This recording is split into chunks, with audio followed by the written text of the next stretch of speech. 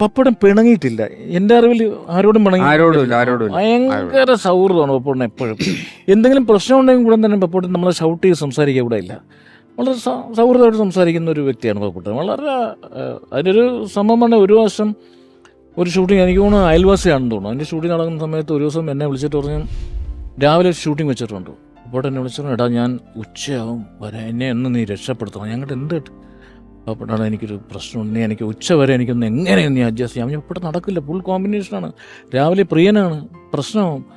അല്ല നീ എനിക്ക് ചെയ്ത് എന്താണെന്നറിയോ, പുള്ളി ആറ്റിങ്ങിലൊരു ഉദ്ഘാടനം ഏറ്റിട്ടുണ്ട്, അതിന് പോകണം.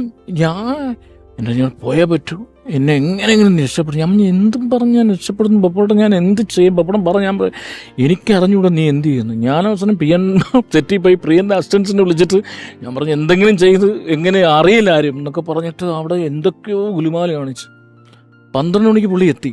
പുള്ളിക്ക് ആകപ്പാടെ സങ്കടവും ദേഷ്യം വരുന്ന ഒരു സമയം എപ്പോഴൊന്നും ഞാൻ കണ്ടിട്ടില്ലെന്ന് വെച്ച് കഴിഞ്ഞാൽ, ചീട്ട് കളിക്കും, പൈസ വെച്ച് ചീട്ട് കളിക്കും.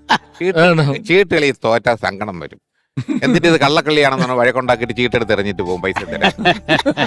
അങ്ങനെയൊക്കെ ചില കുരുട്ട്. അതെ, പുള്ളി എത്തിയിട്ട് പുള്ളി ഒറ്റ അടി അടിച്ചു. മനുഷ്യൻ രാവിലെ റെഡിയാവണ്ടേ, റൂമിൽ വെള്ളമില്ലായിരുന്നു, 12 മണി വെള്ളം വന്നപ്പോ